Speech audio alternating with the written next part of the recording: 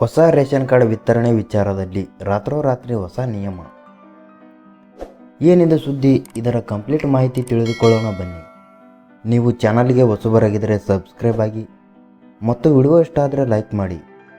ಇತ್ತೀಚಿನ ದಿನಗಳಲ್ಲಿ ration card ಎನ್ನುವುದು, ಅದರಲ್ಲೂ ಕರ್ನಾಟಕ ರಾಜ್ಯದಲ್ಲಿ ವಿಶೇಷವಾಗಿ ಎಷ್ಟು ಮಹತ್ವ ಪಡೆದುಕೊಂಡಿದೆ ಎನ್ನುವುದು ಎಲ್ಲರಿಗೂ ಗೊತ್ತು.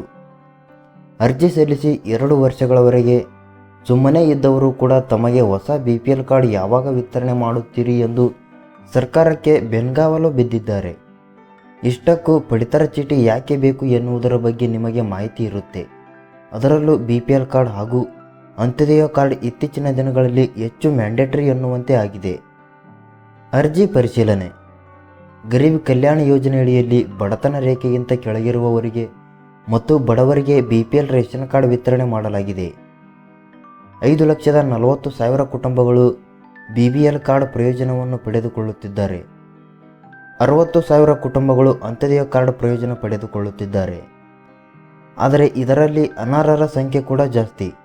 ಆಸ್ತಿ, ಜಮೀನು, ಕಾರು, ಬಂಗಲೆ ಇಟ್ಟುಕೊಂಡಿರುವವರು ಸರ್ಕಾರದ ಮಾನದಂಡಗಳನ್ನು ನಿರ್ಲಕ್ಷಿಸಿ BPL ಕಾರ್ಡ್ ಪಡೆದುಕೊಂಡಿರುವವರನ್ನು ಅನರ್ಹರ ಲಿಸ್ಟ್ಗೆ ಸರ್ಕಾರ ಸೇರಿಸಿದೆ.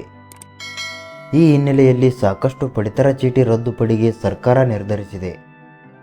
ರೇಷನ್ ಪಡೆದುಕೊಳ್ಳಲು ಹೊಸ ನಿಯಮ. ಈಗಾಗಲೇ ಹೊಸ ರೇಷನ್ ಕಾರ್ಡ್ ವಿತರಣೆಯ ಬಗ್ಗೆ ಸರ್ಕಾರ ನಿರ್ಧಾರ ಕೈಗೊಂಡಿದೆ.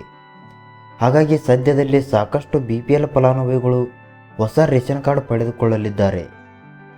ಇನ್ನು ರೇಷನ್ ಕಾರ್ಡ್ನಲ್ಲಿ ಹೊಸ ಸದಸ್ಯರ ಹೆಸರುಗಳನ್ನು ಕೂಡ ಸೇರಿಸಲಾಗಿದೆ. ಸರ್ಕಾರ ಹೊಸ ನಿಯಮದ ಪ್ರಕಾರ ಇನ್ನು ಮುಂದೆ ಪಡಿತರ ಪಡೆದುಕೊಳ್ಳುವಾಗ ಮನೆಯ ಪ್ರತಿಯೊಬ್ಬ ಸದಸ್ಯರ ಬೆರಳಚ್ಚು ತೆಗೆದುಕೊಳ್ಳಲಾಗುತ್ತದೆ. ಮನೆ ಯಜಮಾನನಿಂದ ಹಿಡಿದು ರೇಷನ್ ಕಾರ್ಡ್ನಲ್ಲಿರುವ ಕೊನೆಯ ಸದಸ್ಯರ ಹೆಸರಿನವರೆಗೂ ಕೂಡ ಬಯೋಮೆಟ್ರಿಕ್ ಬೆರಳಚ್ಚು ತೆಗೆದುಕೊಳ್ಳುವುದು ಕಡ್ಡಾಯವಾಗಿದೆ. ಹಾಗಾಗಿ ಪ್ರತಿ ತಿಂಗಳು ಪಡಿತರ ವಿತರಣೆ ಮಾಡುವಾಗ ಒಬ್ಬ ಸದಸ್ಯರಂತೆ ಎಷ್ಟು ಸದಸ್ಯರಾಗಿದ್ದಾರೋ ಅಷ್ಟು ತಿಂಗಳು ರೇಷನ್ ಪಡೆಯುವಾಗ ಬೆರಳಚ್ಚು ದಾಖಲೆ ಮಾಡಿಸಬೇಕು.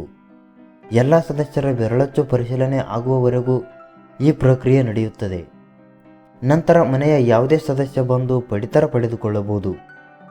ರೇಷನ್ ಕಾರ್ಡ್ನಲ್ಲಿ ಹೆಸರು ಇಲ್ಲದೆ ಇರುವವರು ಕೂಡ ಬಂದು ಪಡಿತರ ಪಡೆದುಕೊಳ್ಳಬಾರದು ಎನ್ನುವ ಸಲುವಾಗಿ ವಂಚನೆ ತಡೆಗಟ್ಟುವುದಕ್ಕಾಗಿ ಈ ಹೊಸ ನಿಯಮವನ್ನು ಸರ್ಕಾರ ಜಾರಿಗೆ ತರಲಿದೆ.